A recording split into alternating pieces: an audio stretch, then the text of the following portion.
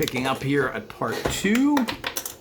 You're supposed to cut out these actual, I guess you'd call these, this is actually the base of the ground panels. It's hard because this is so damn big.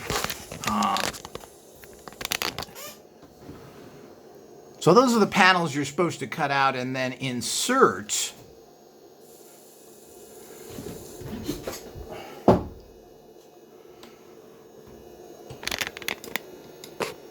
That's why these are double here. Oops. These are double here because you're supposed to insert the panels in there. Now, when you insert the cardboard in there,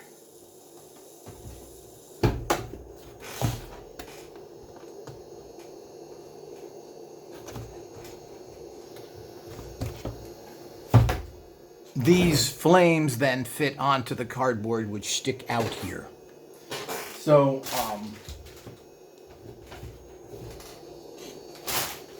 that's how you would attach these on here, which are kind of cool, and certainly. But you, if you want that, and when you use it in general, even in full contact wargaming, you're going to want to have that extra space. You're going to want that extra space that to place figures and everything else on. So, but for my purposes, I'm not going to put those like that. I'm just going to kind of clip these on here for now. I don't want those extra. But these are generally, as you can see, they're not going to stay on very well. I could glue them. But I'm probably going to put the cardboard in there when I actually use this. For the time being, these can just be stuck anywhere as kind of decorations or fires, wherever you want the fires to be going here. And let's look at that dragon one more time here. That's about it. The rest of it is up to you individually. Here's the dragon.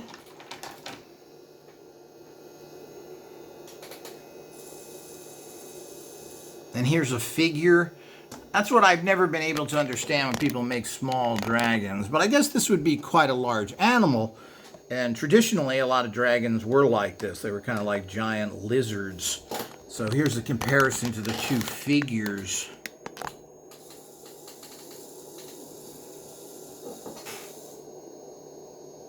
So hopefully that's been very helpful. There's a few little glitches there, how you want to do it, cut out the cardboard and other things to put the actual fires. And you've got kind of a unique and interesting set. Get some better views of it. It's always a problem with big items that it's hard to show them properly unless you're really far away. So you have the castles, you've got the doors. Let me spin this around so everybody sees it a little better. And basically, two sides are the same. And of course, you can put these kind of fire things anywhere that you desire to make things look more action-based. Here's the doors and stuff. You can see how the sides look. And as I said, I've only put one sticker here. Here it is more decorated with the actual drawbridge.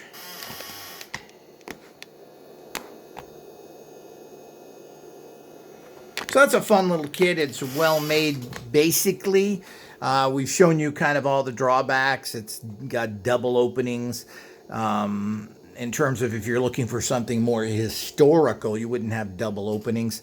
These kind of things that do this, I'm not sure why, unless they're trying to give you a projectile shooting a person off of there. The fit of these things is a little rough. And you can see how this kind of stands out a little. But I mean, that's, you know, for basically what you're talking about here, which is $50 to get this castle. The castle itself is made really well. And let's look in the inside here. And when it's built, So you do have this, and of course you use the cardboard here, so you have a bigger area of embattlement. Now inside you can put figures standing here. There's a lip here and a lip here, and there's a lip here, but there's no exits here. But you could put stuff on there, figures on there.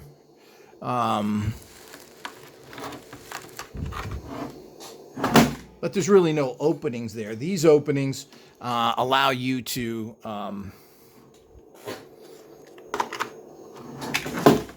oops, it's hard to get.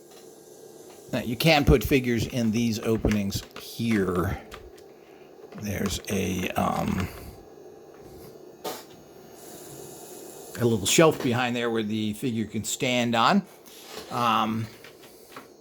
And again, apparently the cardboard is very important to have, so you can have figures there. You can put figures here as well, and of course, this is where most figures are standing on these types of things. This little shelf type thing.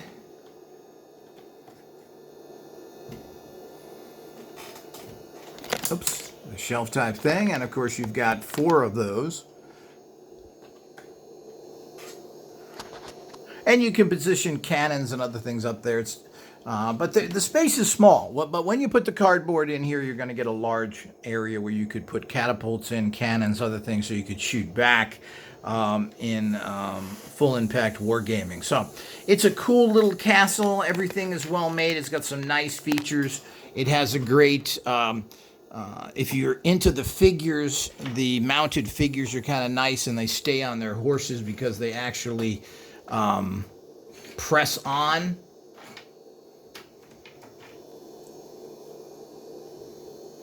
And it has a really nice, again, that's such a big thing. Let's get down to the figures here. So you've got these really nice mounted figures where they actually stay on there because there's a little plug that goes into the horse. You've got a real nice catapult which has a locking capacity to it. So that's nice in itself. People looking for good catapults. I don't know if they sell anything separately, but they got some really nice catapults that way. And it's very rugged. All of the pieces are rugged. They're made very well. It has that cool fire effect. The figures themselves are painted. So that's nice, instead of just plain plastic, which is what 99% of what you get in kits like this. You're not going to get anything painted. So I think that's a nice touch to have something painted. So you're kind of ready to go when you get a kit like this in terms of the actual assembly is pretty quick and easy. There's all those little things you mess with. And you've got the 2 different ones. You've got the blue knights and the silver knights. And you get 2 of these. You get the 2 ladders. You get 4 of these flags on stands, which look like this.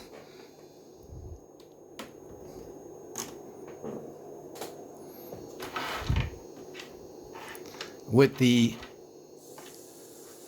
stickers, and of course you get 4 of these for shooting out of the catapult.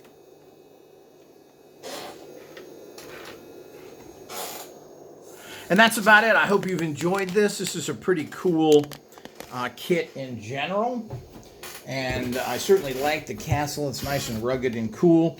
There are better design castles, obviously, that have more historically correct features.